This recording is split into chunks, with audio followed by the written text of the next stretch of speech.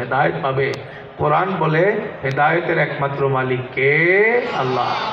আপনারা যারা কোরআন শরীফের তিলাওয়াত করেন, যারা কোরআন শরীফের তর্জমা বুঝেন না, আপনাদের তিলাওয়াতের উপরে কুঠারাঘাত করেছে সাদ সাহেব। সাদ সাহেব বললেন, কোরআন করিম সমঝকর পড়না হর মুসলমান পর ওয়াজিব है।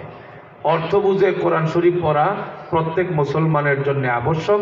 এরপরে তিনি বলেন, কেউ যদি অর্থ না বুঝে কোরআন শরীফ পড়ে, ও তরকে ওয়াজিব কা গুনাহগার হোগা। ওয়াজিব ছেড়ে দিলে যেই গুনাহ হবে, অক্ষরে অক্ষরে সেই কবিরা গুনাহ হবে। নাউজুবিল্লাহ বলবেন না। অথচ নবীজি বলেছেন, মান কারা হারফাম মিন কিতাবিল্লাহ ফালাহু হাসানা ওয়াল হাসানাতু বিআশরি আমসালিহা। হাবিবে পাক বলেন, আল্লাহর কালামের একটা অক্ষর যেই ব্যক্তি উচ্চারণ করবে, গুনাহ হবে তো দূরের কথা, প্রত্যেকটা হরফে হরফে সাথে সাথে 10 নেকি। সুবহানাল্লাহ। বলেন, সাদ সাহেবের কথা হাদিসের মতো হয় না হাদিস বিরোধী হয়? এইরকম মানে আপনি একটা দুইটা না, শতর উপরে এ কোরআন হাদিস বিরোধী কথা, নবীদের উপরে আক্রমণ করে কথা অনেক আছে। এই জন্য আল্লাহ তাআলা বলেন, ফাসআলু আহলা যিকরি ইন কুনতুম লা তা'লামুন। শরীয়তের যে বিষয়ে তোমার মধ্যে খটকা লাগে, যে বিষয় তুমি জানো না, এই বিষয়ে আলেমদেরকে জিজ্ঞেস করো। এই জন্য ভাই, আমরা যারা শরীয়তের ইলম শিখতে পারি নাই, এলাকার মধ্যে যদি দ্বন্দ্ব শুরু হয়, তর্ক শুরু হয়, আমরা আলেমের শরণাপন্ন হয়ে তাদের সঙ্গে থাকবো। এই জন্য আমরা সবাই তৈরি হব তো ইনশাআল্লাহ, আলেমের সঙ্গে থাকবো ইনশাআল্লাহ। আলেম যেখানে আমরাও, আলেম নাই যেখানে আমরাও নাই। হাত নামান। এই জায়গাতেও ভেজাল আছে। তাহাজ্জুদ নিয়ে মানুষ যে কিরকম ভেজাল করছে, এই জায়গাতেও ভেজাল আছে। ভেজাল হইল কোনটা আসলে আলেম আর কোনটা আসলে আলেম না, এটা চিনতেও মানুষ ভুল করে। এই জন্যই বাংলাদেশে এই সমস্যা।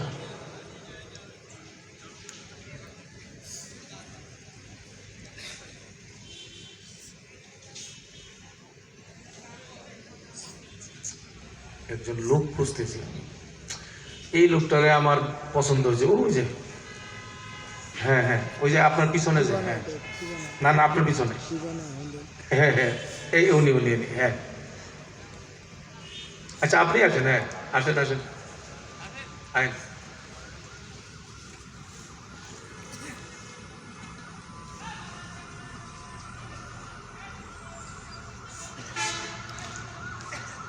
স্টেজে এখানে আসেন।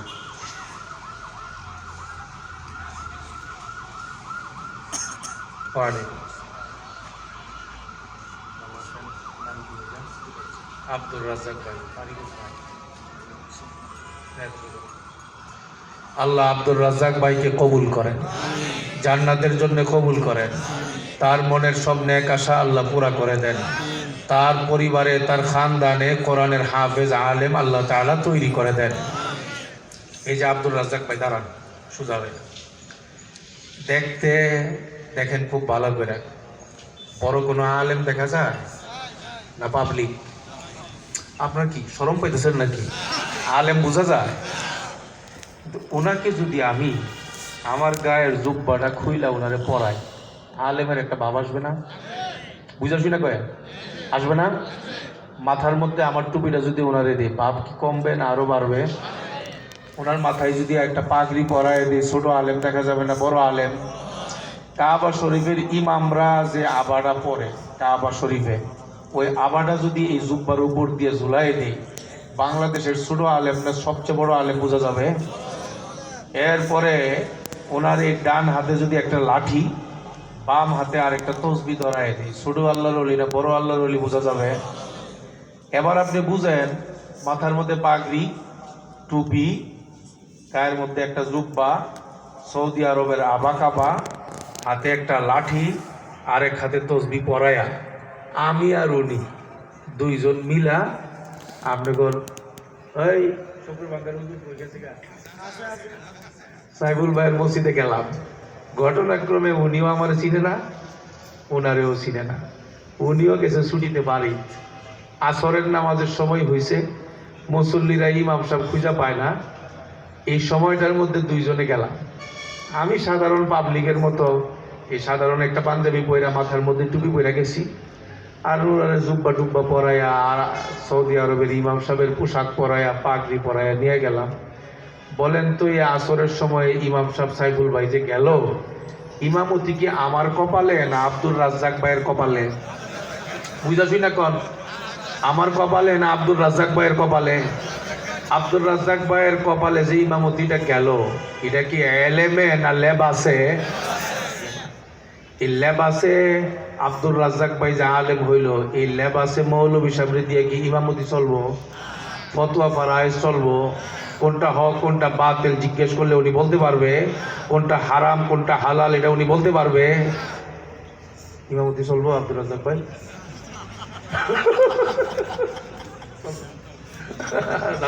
এলেম, ঠিক না? এলেম লাগবো, এলেম অর্জন করতে হইব। আচ্ছা, আপনার কষ্ট হয়েছে, মাফ করে দিয়ে, ঠিক আছে, কাম শেষ। কথা বুঝছেন রে বা?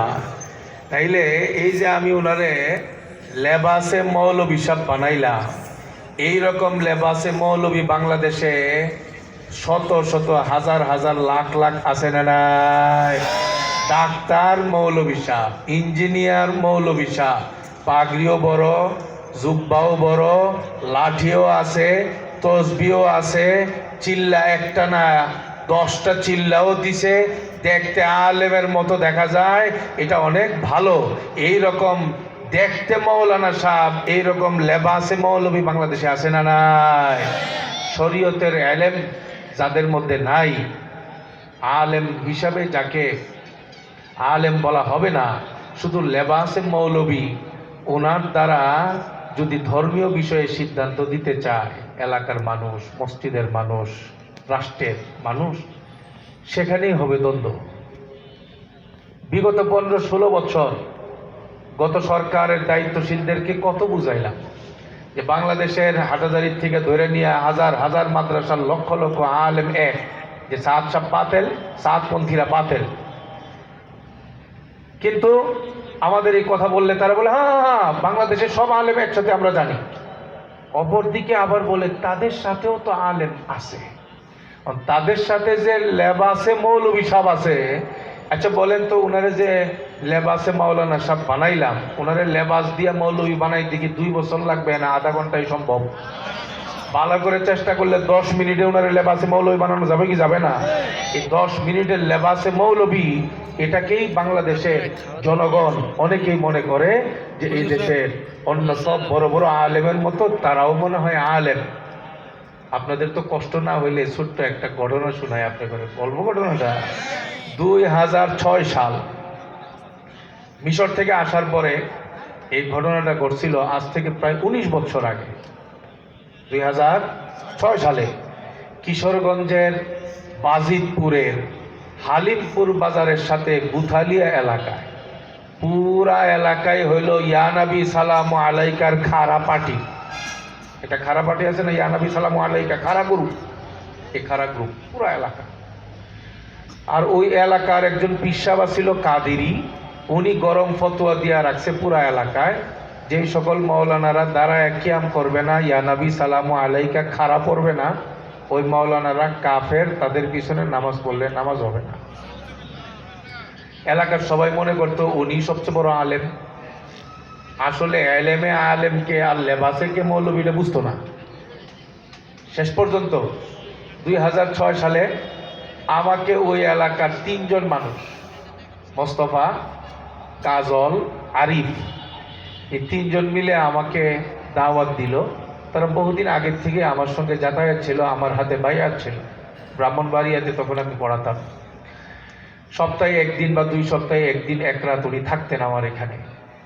তারা আমাকে বললেন যে হুজুর, আমাদের পুরো এলাকায় হলো গুমরা, বাতেল, কিয়াম, দাঁড়ায় খারাপ গ্রুপ, আমাদের আলেম ওলামাদেরকে কাফের মনে করে এবং মাথারে গিয়া সেজদা দেয়, পীরের পায়ে সেজদা দেয়, উরুস করে, এইসব করে। আপনাকে চাই আমাদের এলাকায় আপনাকে দিয়ে ওয়াজ করাবো। আমি সহজ সরল হয়ে যে আল্লাহর কথা বলবো, অসুবিধা কি? ঠিক আছে, একটা ডেট দিলাম। আমার কাছ থেকে ডেট নিয়ে পরে এদের যে পিসাব কাদিরি, নারায়ণগঞ্জের গাউসিয়া এলাকার এক মসজিদের ইমাম, সুন্নি মসজিদ, ওই মসজিদের মধ্যে গেছে, গিয়া বলল, হুজুর আপনি তো আমাদের সবার পীর, অমুক দিন আপনাকে চাই বয়ানে। তো উনি খুশির সাথে গ্রহণ করলেন। ঘটনা যেটা হইল, আমাকে দাওয়াত দিছে, তারে বলে নাই, ওরে দাওয়াত দিছে, আমারে কয় নাই। পেশটা কি সহজ না কঠিন? কঠিন পেশ। আমরা তো এরকম যাই না। মাহফিল যেদিন, সেদিন আমাকে মাহফিলের কর্তৃপক্ষ বলল, হুজুর আপনার না কটিয়াদি শহরে বোনের বাসা আছে? আমি বললাম হ্যাঁ। হুজুর আপনি এখানে শুয়ে থাকবেন। আমাদের রাবর দিয়ে গেলাম, 10:45 সময় গাড়ি টান দিবেন, এর আগে না। আমি তো জানি না ভিতরে কি ঝঞ্ঝা। আমি তো সহজ সরল মনে করছি মাহফিলের শৃঙ্খলার জন্য এটা মনে তাদের সিস্টেম। আমি ঘুমাইছি। 10:45 সময় গাড়ি টান দিলাম, গেছি 10টার দিকে কাছাকাছি। যাওয়ার পরে মাহফিল তো না, মাহফিল থেকে একটু দূরে হইলো বিশ্রামের একটা বাড়ি, এটা হইলো কাজল ভাইয়ের বাড়ি। ওই ঘরের মধ্যে গেলাম। ওই দিন আমার সাথে আমার যে বড় ভাই নায়েব সাহেব হুজুর, উনিও ছিলেন আমার সঙ্গে। ওনার চোখের সামনে এই ঘটনাটা ঘটছে। আল্লাহর এই বান্দা আমারে নিয়ে গেল এই রাবার, যে ঘরের মধ্যে, ঘরের ভিতরে ঢুকে দিকে হায় হায় দুনিয়ার ফেতনা। খাট ফালাইছে 3টা। একটা খাটের মধ্যে লেখা আছে আজহারি হুজুর, ঘরের আরেক কোনায় লেখা আছে কাদিরি হুজুর খাট, মাঝখানে একটা খাট, ওটার মধ্যে কিছু লেখা নাই, মানে মাঝামাঝি যারা আছে এরা এটার মধ্যে বসবে। আমাকে বললো, হুজুর ওই যে আপনার খাট উপরে লেখা আছে। জীবনে ভাই কত খাট দেখলাম, এরকম আমার নাম লেখা খাট দেওয়া আজহারি হুজুর, এরকম আমার জীবনের প্রথম। আজও পর্যন্ত এই ঘটনা আর ঘটে নেই। পরে আমি ওই খাটে বসলাম। এগুলো আমার মহাব্বতের মানুষ। কথা যেটা বলতেছিলাম বুঝতেছেন নাকি? তো পরে আমি আমার খাটে বসছি। আমার খাটে বৈশা তাকায় দেখি ঘরের আরেক কোণার মধ্যে লেখা আজহারি হুজুর খাট। ওখানে তাকায় দেখি একজন এইরকম 1.5 হাত লম্বা টুপি এই বসা আছে, ওই যে কাদির হিসাব। দেখে আমি বললাম, এই অ্যাম্বুলেন্স, আমি তো এই প্রথম দেখলাম। আমি বললাম যে এখানে ওনাকে দাওয়াত দিছেন, আমাকে বললেন না যে? হুজুর আপনার কাছে মাপ চাই, আপনার কথা শুনবার জন্য এই এলাকার কেউ আসবে না, সব হইল উনার মুরিদ। এই জন্য ওনার নাম দিছি, মাছ ধরবার জন্য হুজুর ছাই পাততে হয়, এই জন্য ছাই পাচ্ছি হুজুর। তা আমি বললাম যে মাছ লাগছেনি? হুজুর মানুষ বইরা গেছে হুজুর। আমি বললাম অসুবিধা নেই, নেক্সট নিয়তে কাম চালাইছি আর কি। হঠাৎ করে দেখলাম ওই কাদেরি হুজুরের খাটের মধ্যে ভূমিকম্প নাজিল হয়ে গেছে, মানে খাট মনে ভাঙ্গা পড়বে। মেয়া হুজুরের দাওয়াত দিছো, আমারে বলো নাই, আসরের সময় এখানে আসছি, এখন পর্যন্ত বসা আছি। আমি হ্যান্ডবিল দেখার পরে দেখলাম হুজুরকে দাওয়াত দিছো, আমি চলে যেতে চাইছিলাম, আমারে আটকাইছো তোমরা যে না হুজুর আসবে না। হুজুর যে আইসা গেছে, এখন কি করবো? তারা বললো যে কি করবেন, আগে যে ওয়াজ করছেন সেটাই করবেন। এগুলো যে আগের চেহারা আর এখনকার চেহারা তো একরকম না, মাহফিল কমিটির এটা কিরকম? চট করে বলল আমি বাথরুমে যাব। তো মাহফিল কমিটির সন্দেহ হইল, আসর থেকে এই পর্যন্ত বাথরুমের চাপ লাগলো না, হুজুর আসা মাত্র তার বাথরুম শুরু হয়ে গেল। নিশ্চয়ই কোনো রকমের অঘটন ঘটাইবার চিন্তা ভাবনা আছে। ওখানে এলাকার মধ্যে আশপাশের যে তো মাদ্রাসা ছিল, ওই মাদ্রাসার ছাত্ররাও আসছে। ছাত্রদেরকে বললো, এই হুজুরের খেদমতের জন্য সবাই রেডি হয়ে যাও। মানে খেদমতের জন্য রেডি, মানে বের দেওয়া আর কি, যাতে যাইতে না পারে। বাথরুমের চতুর্দিকে খাদেম, অজু করবে যেখানে খাদেম। উনি বলতেছে যে ভাই, আমার এমন জাতের বাথরুম আর এমন জাতের অজু আমার জীবনে কোনোদিন করি নাই। হুজুর আমরা খেদমত এইভাবেই করি হুজুর। এই জন্য অজু এস্তেঞ্জা সব শেষ করে এরপরে আসছে, খাটে বসছে। মাহফিল ইন্তেজামিয়া কমিটি বললো, হুজুর একটু মাহফিলে আসেন, বয়ান করবেন স্টেজে। উনি বললেন না, আজকে তো আমি প্রাণ ভরে বয়ান করব, হাজার হাজার মানুষ আসছে, হুজুর বয়ান করবে, এরপরে আমরা করব। মাহফিল কমিটি বললো, এই আপনি পাগল না, আমরা পাগল। হুজুরে কেন আনছি জানেন না? আপনি এত বছর যে বয়ানগুলো করছেন, এই পুরান ওয়াজগুলো করবেন, হুজুর শুনবে, তার আলোকে আজকে হুজুর বয়ান করবেন। এই জন্য বয়ান আপনি আগে করবেন, হুজুর বয়ান পরে করবেন। তাইলে আর বয়ান আর কি করুম, 20 মিনিট কথা বলবো। আরে 20 মিনিট না, 10 মিনিট কইরেন। শর্ত হইল নতুন বয়ান চলবে না, পুরান বয়ান। ঠিক আছে, চলেন। স্টেজে নিয়ে যাইতেছে। যাওয়ার সময় আল্লাহর বান্দা কাদিরি হুজুর, যে এলাকার মূল পীর, পুরা এলাকার মধ্যে তবলিগের জামাত কোথাও ঢুকতে দিচ্ছিল না। এই পীর সাহেব শেষ পর্যন্ত যাওয়ার মুহূর্তে আমার খাটের মধ্যে আসছে। আয়েশা কইতেছে, হুজুর বাপ বালা না হুজুর, অবস্থা খুব খারাপ, একটু ফু দেন হুজুর। মাথার থেকে টুপিটা খুলে দিছে, ফু দিছি। আল্লাহ না জানে কদ্দুর কবুল হইছে। ফু নিয়া একটু গিয়া আবার, হুজুর আপনি কইলে যাইতাম। যাবো? হ্যাঁ যান। ঠিক আছে। ডানে খাদেম, বামে খাদেম, সামনে খাদেম, পিছনে খাদেম, মৌলানা সাহেব। কথা বুঝতেছেন নাকি? বুট বাদাম বিক্রি করে না এলাকার মাহফিলের মধ্যে, এইরকম জায়গার মধ্যে যখন গেছে, স্টেজটা আরেকটু সামনে, হঠাৎ করে তো বেটা গরম হয়ে গেছে। মিয়া, তোমার খেদমতের জ্বালায় ভালো করে বাথরুম করতে পারি নাই, অজু করতে পারি নাই, এখন তোমরা গায়ে গায়ে লেগে আসো, মাথার মধ্যে কোনো বিষয়বস্তু আসতেছে না, কি পয়েন্ট করো, সরো। তখন একজনে বলে, এই হুজুরের মাথাটা আউলায় গেছে, সর। সবাই যখন সরছে, একটু ফাঁক হইছে, ইরি খেতের উপর দিয়ে দৌড় দিছে। হ্যাঁ, ওই কাদিরি হুজুর, মৌলানা সাহেব। আচ্ছা, যেটা দৌড় দিছে এটা কি এলেমে মৌলানা, লেবাসে মৌলানা? এইটা বোঝার জন্য বলতেছি। ওই ডাক্তার, ইঞ্জিনিয়ার, প্রফেসর হইলেই আমি ওনার থেকে ইসলাম পাইছি, ওনার থেকে তবলিগ পাইছি, ওনার থেকেই পাইছি। আরে ওনার মাধ্যমে আপনি পাইতেই পারেন, মূল এলেম তো পাইছেন